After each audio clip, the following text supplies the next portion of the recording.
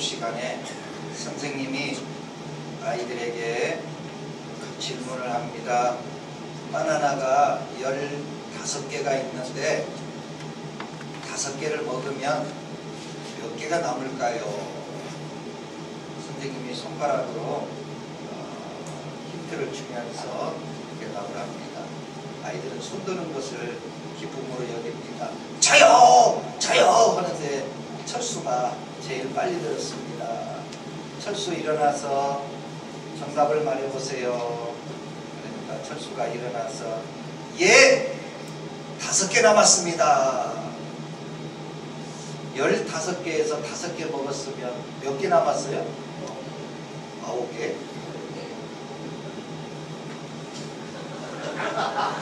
유치원 다 나왔죠? 다시 한번 15개에서 5개를 먹으면 몇 개 남았어요? 10개 남았어요. 다른 의견 있어요? 10개 남았어요. 철수가 답을 잘 못 맞춰서 선생님이 다시 한번 친절하게 가르쳐 줍니다. 15개 중에서 5개를 먹었으니 철수야 몇 개 남았지? 그러니까 5개요. 선생님이 3번째 가르쳐줘도 이 철수는 대답이 동일했습니다.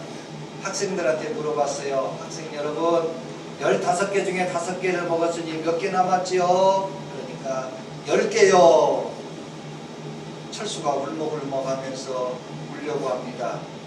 선생님이 안타까워서 철수야 왜 너는 정답이 5개라고 생각하니? 그러니까 철수가 울면서 우리 아버지가 먹는 게 남는 거라고 그랬어요. 몇 개는 남겼어요? 5개 남았지. 지금도 아직도 계산이 잘 안 되는데 15개 중에서 5개를 먹었잖아요. 아버지가 먹는 게 남는 거라겠으니까 선생님이 질문이 뭐냐면 15개 중에서 5개를 먹었으니까 몇 개 남겼냐고 물어봤어요. 그러니까 철수는 아버지의 말을 따라서 5개를 먹었으니까 먹는 게 남는 거니까 몇 개 남았어요? 5개 남은 거죠.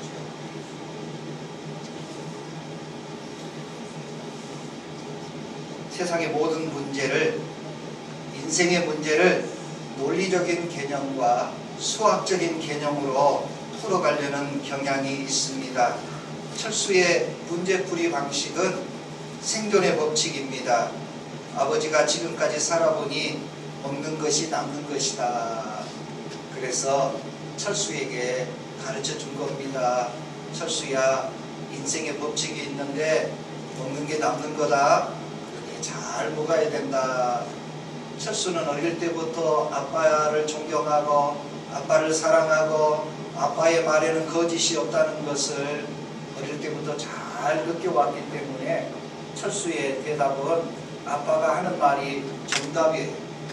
수학적인 개념, 논리적인 개념으로는 틀렸지만 아빠의 이야기로 자신의 인생을 풀어가려는 이 철수에게는 정답인 것입니다.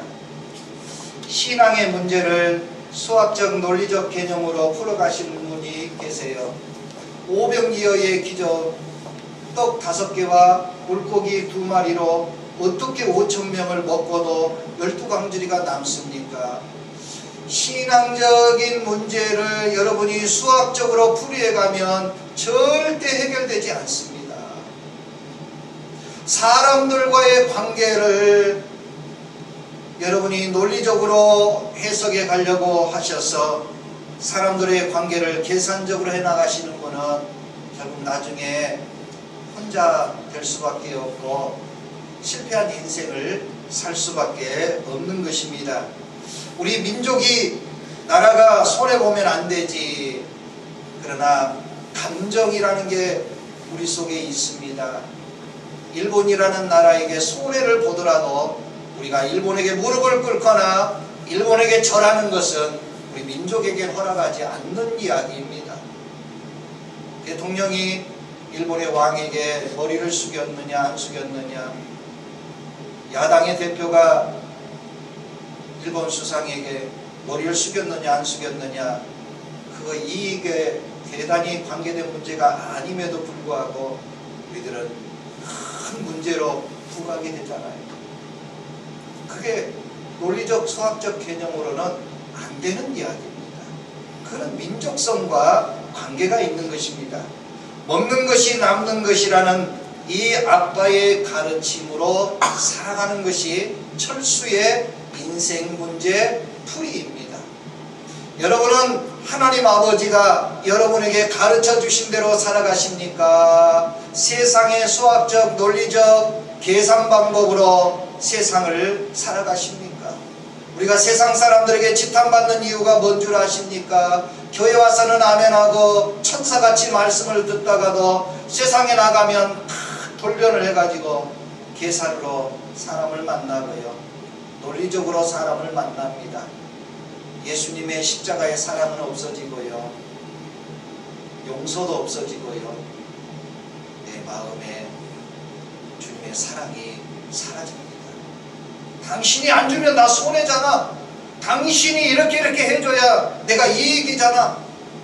전부 수학적 논리적 개념으로 살아가시지 주님의 신앙으로 살아가지 않아요.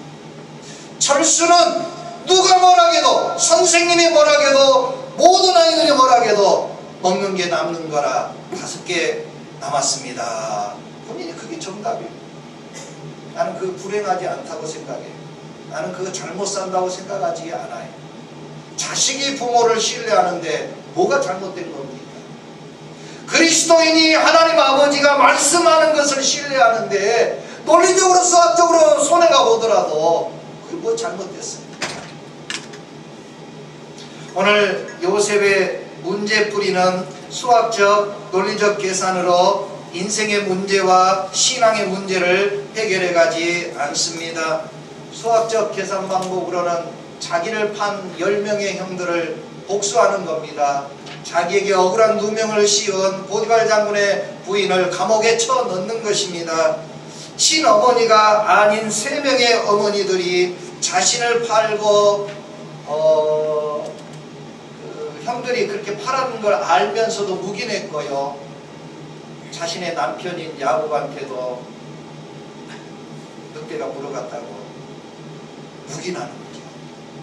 잘못된 걸 묵인하고 있어요. 여러분, 그런 사람들에게 여러분 어떻게 접근하십니까?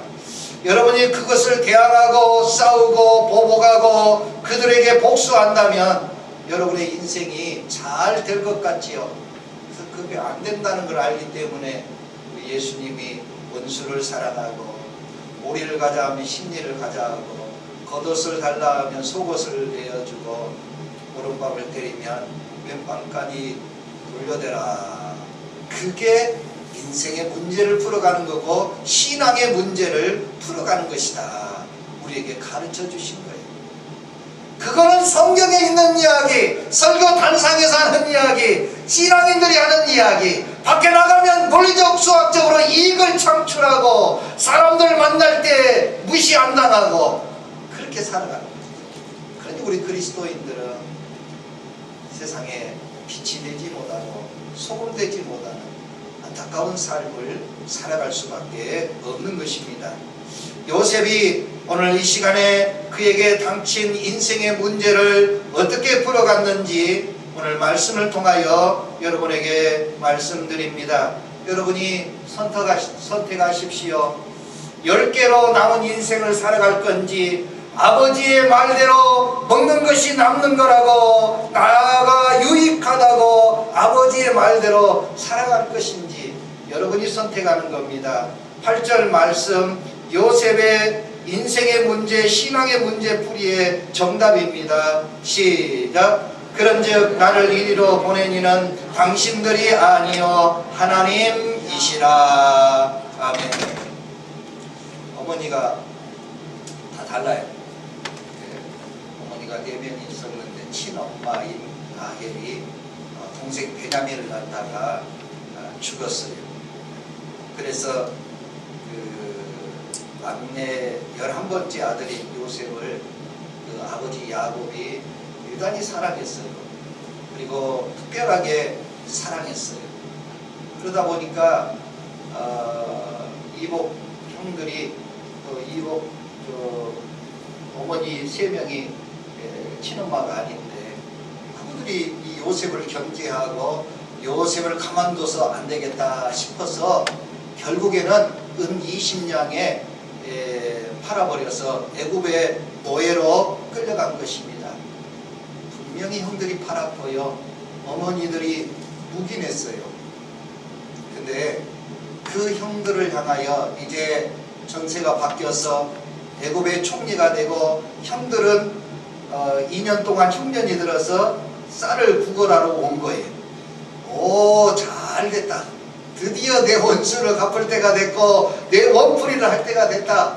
그래가지고 이 10명의 형들에게 복수할 기회에 좋은 기회가 왔는데 요셉의 문제는 풀이는 그렇게 하지 않았어요.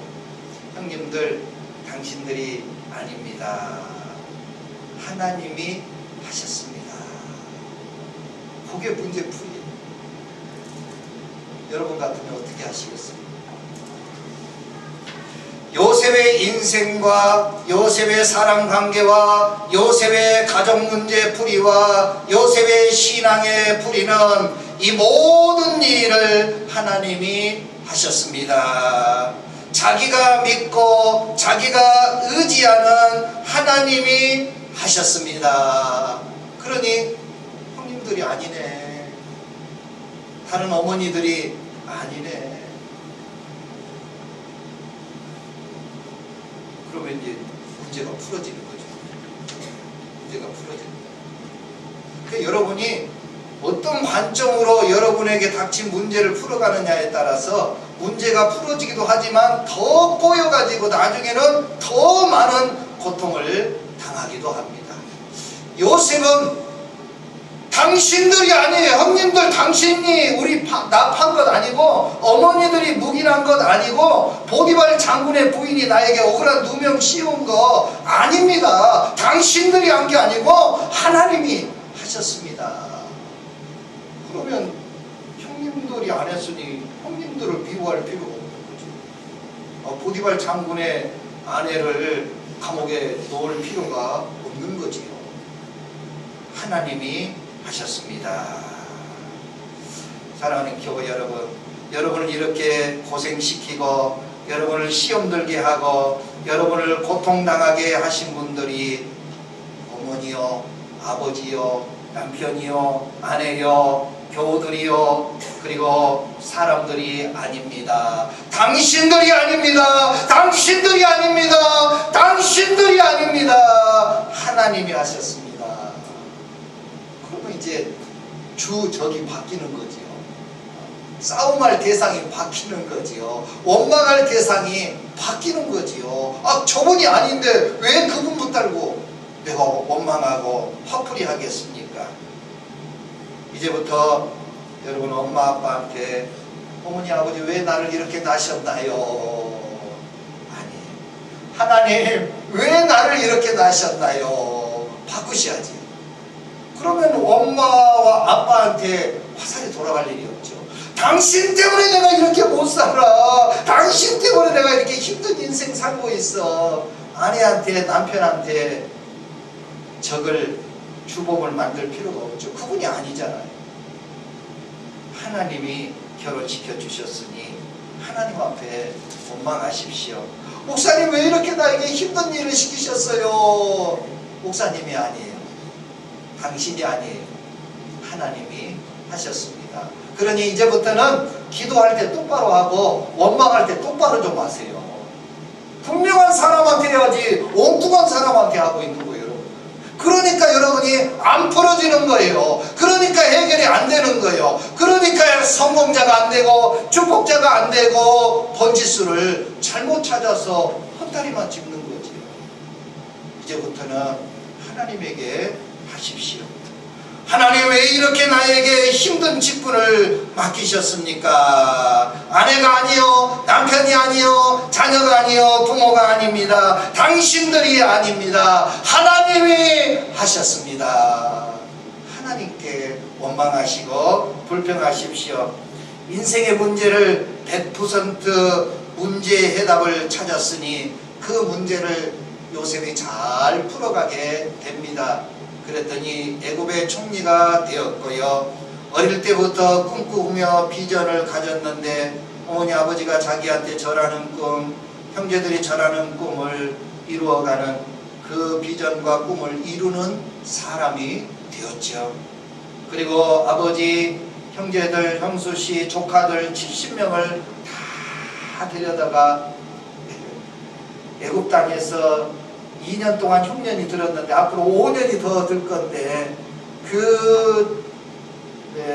먹지 못해서 기근으로 죽지 아니하도록 이 70명을 다 살려냈지요.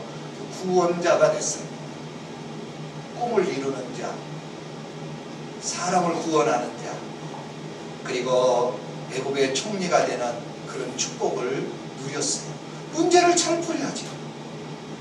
정확한 문제를 풀어가야 해요. 제주도에는 3가지가 없다고 합니다. 첫째는 도둑이 없다고 그러죠. 두 번째로는 문이 없답니다. 도둑이 없으니까 문을 만들 필요가 없죠. 세 번째는 거지가 없답니다. 그래서 이 제주도는 삼무 3가지가 없는 살만한 도시이지요. 이 요셉에게는 당신들이 아니요 하나님이십니다. 그 고백 속에 3가지가 없는 그런 인생을 살아갔습니다. 3가지. 첫 번째가 무엇입니까? 따라서 합니다. 원망이 없었습니다. 힘이 하나도 없어. 다시 한번 원망이 없었습니다. 7절 말씀 시작. 하나님이 큰 구원으로 당신들의 생명을 보존하고 당신들의 후손을 세상에 두시려고 나를 당신들보다 먼저 보내셨나니. 아멘.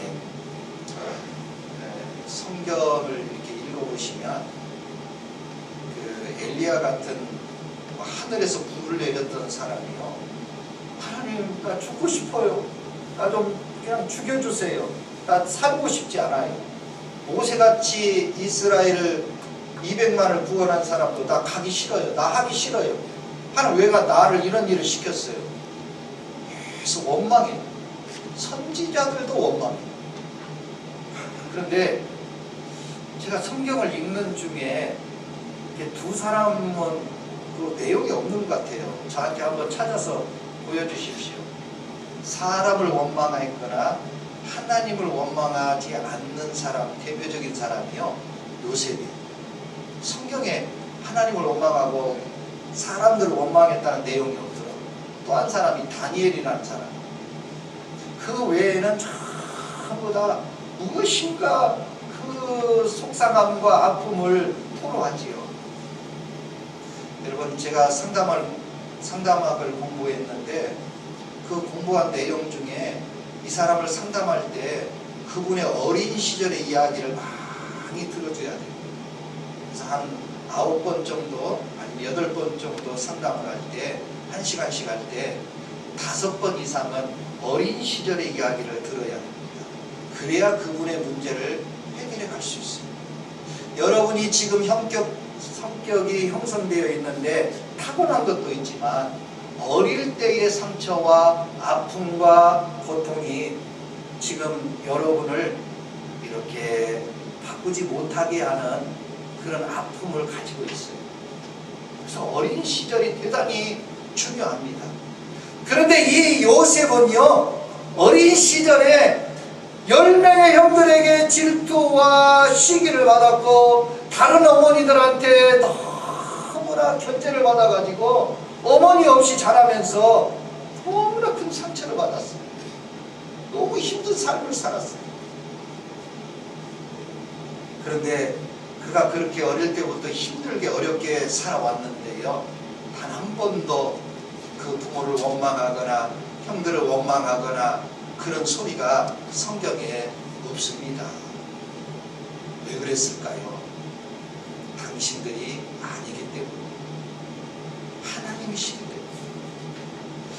당신이 아니라 하나님이 하셨으니까 사람들에게 원망하지 않아요. 자신이 갖고 있는 신앙과 사람을 만나서 이야기할 때에 동일해. 근데 우리는 교회 안에서는 은혜가 되는데 교회 밖에를 나가면 하나님의 말씀과는 관계없이 인간적으로 만나버리니까 다툼이 일어나고 싸움이 일어나고 원망이 일어나는 것입니다. 이 요셉은 어릴 때 최악의 상처를 받고 살았는데 그가 건실하게 성공적인 인생으로 좋은 사람으로 성장할 수 있었던 것은요, 바로 당신들이 아니라, 사람들이 아니라 하나님이십니다. 여기 7절에도 똑같은 내용이죠. 아까 우리 8절 읽었는데 당신들이 아니라 하나님이십니다. 여기 7절도 가만히 읽어보시면 당신들을 살려내고 당신들의 후손을 애굽 땅에 있게 하시려고 하나님이 나를 당신들보다 먼저 보낸 거지 당신들이 판 것이 아닙니다. 그래서 요셉은 이렇게 형들이나 그 3명의 어머니들이나 자기를 누명 씌운 사람에게 원망하지 않았어요. 그러니 원망하고 성공적인 인생을 산 사람이 없어요. 자기가 다니는 사장님을 죽으라고 욕한 사람이 그 회사에서 성공하겠어요? 자기가 다니는 교회의 목사님을 원망한 사람이 그 교회에서 신앙적으로 성공하겠어요? 여러분이 모이는 공동체 속에서 공동체를 자꾸 욕하면서 원망하면서 그 공동체가 잘 되겠어요? 안 됩니다, 여러분. 우리 원망하지 않는 것이 요셉같이 잘 되는 길입니다. 그 원망하지 않을 수 있는 비결은 사람에게 범위를 두지 마시고 하나님에게 두셔서 하나님을 바라보니 하나님 말씀대로 살아가라. 예, 사랑하겠습니다. 용서하라. 예, 이치 안 맞고 수학적으로 논리적으로 안 맞는 얘기지만 제 용서하겠습니다. 그러니까 요셉이 잘 될 수밖에 없지. 원망하지 않는데 그 사람이 안 될 리가 없잖아요. 두 번째입니다. 요셉에게 없는 것은 미움이 없습니다. 따라서 합니다. 미움이 없습니다. 5절 말씀 시작. 당신들이 나를 이곳에 팔았다고 해서 근심하지 마소서, 한탄하지 마소서. 하나님이 생명을 구원하시려고 나를 당신들보다 먼저 보내셨나이다. 아멘. 뭐 말이 다른데요, 내용은 똑같아요. 8절, 7절, 5절 똑같아요. 당신들이 나를 팔았다고 해서 당신들 염려하지 마시고 근심하지 마십시오. 당신들이 나를 판 게 아니고 하나님이 나를 먼저 보내셨습니다. 그러니 당신들이 아니니 하나님이니 당신들을 미워하지 않겠습니다. 흉년 들어서 당신들을 살리려고 나를 보내셨으니 걱정하지 마십시오. 미움이 없어요. 사람들 미워하고 사람들 속에서 성공할 수 없어요. 성공했다 할지라도 결국에 감옥 갑니다.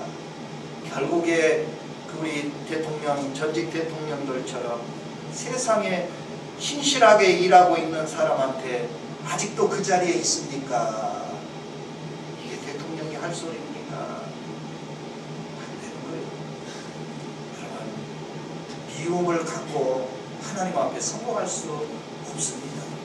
마지막입니다. 보복하지 않았습니다. 따라서 합니다. 보복하지 않았습니다. 4절 말씀 시작. 요셉이 형들에게 이르되 내게로 가까이 오소서. 그들이 가까이 가니 이르되 나는 당신들의 아우 요셉이니 당신들이 애굽에 판 자라. 아멘. 누가 원수한테 가까이 갑니까? 나를 판 자에게 누가 가까이 가서 같이 식사하고 이야기합니까? 안 합니다. 그 같이 앉아있기도 싫고요, 얼굴 보기도 싫어요. 자기를 판 형들이 와서 우리에게 쌀 좀 주세요. 총리 대신인 이 동생이, 자기가 팔아버린 동생이 지금 총리가 되었는데 몰라요. 그런데 이 동생인 요셉은 이 형들에게 가까이 나아갑니다. 원수에게 가까이 나아가고 그들을 껴안고 부둥켜 울고 그 울음소리가 왕에게 들릴 정도로 그는 가까이 갔어요. 보고 가지 않았어요. 여러분 참 속 시원하게 해버렸으면 좋겠는데 요셉은 그 사람들이 아니잖아요. 저 사람들이 나를 판 게 아니거든요. 나를 애굽에 보내시려고 하나님이 보내신 거거든요. 그러니 형들에게 저 사람들이 아닌데 그 사람한테 보복할 필요가 없는 거지요. 왜 원수에게 친절하게 할 수 있습니까? 왜 원수에게 은혜를 나눌 수 있습니까? 당신들이 아니기 때문입니다. 보디발 장군의 부인에게 복수했다는 이야기가 성경에 없습니다. 아마 요셉이 총리가 되어져서 애굽의 바로 왕 다음에 2인자로서 애굽 왕이 인장 반지 속에 옥새가 크게 있는데 그걸 이렇게 문서에 찍어주죠. 근데 애굽 왕이 그 옥새를 요셉에게 줬어요. 그러니 요셉이 알아서 다 옥새를 찍어라. 그러니 보디발 장군의 부인이 총리 취임식에 왔을 거 아니에요. 그러면 요셉이 지나가면서 아니 제 총리 됐습니다. 조금만 기다려주세요. 당신 집에 내가 가서 당신 요절 내겠습니다. 벌벌 떨지 않았겠어요. 근데 보디발 장군의 부인을 미소 지어주면서 웃으면서 잘해보시게 좀 하십시다. 보디발 장군 잘해보십시다. 총리가 우리나라 잘해야 2년입니다. 근데 요셉은요 총리의 자리를 26년을 했습니다. 26년 동안 애굽의 세계 7대 불가사의 이 피라미드를 지었던 그 나라의 총리를 26년을 했습니다. 그리고 모든 형제와 아버님 조카들까지 다 데려다가 70명을 좋은 땅에서 다 먹이고 입히고 살렸어요. 문제를 잘 풀어갔더니 자신도 잘 되고 가족도 살리고 하나님의 뜻을 이루고 많은 사람들을 구원해가고 어릴 때 꾸었던 비전과 꿈을 그대로 이루었던 성공적인 요셉이 되었습니다. 그거는 다른 거 아닙니다. 다른 사람들이 10개 남았다고 이것이 맞는 이야기라고 다 이야기해도 요셉은 하나님 아버지가 말씀하신 먹는 게 남는 거다. 요셉아, 네가 하나님 말씀을 잘 먹고 내 말대로 해라. 예 아버지, 내가 하나님 말씀대로 하겠습니다. 저에게는 5개가 남았습니다. 그러니 하나님 말씀대로 용서하겠습니다. 사랑하겠습니다. 사람이 한 일로 생각하지 않겠습니다. 나의 인생의 모든 여정은 하나님이 하셨습니다. 그러니 내가 하나님 말씀 듣고 이제부터 하나님 뜻대로 살아가겠습니다. 그랬더니 그의 고생과 수고와 아픔과 상처가 다 녹아지고요. 그는 정말 다른 나라에 가서 총리가 되는 성공자, 하나님이 늘 함께 하셔서 축복자, 가족들이 모두 다 요셉 때문에 우리가 살았다고 너는 우리의 구원자다.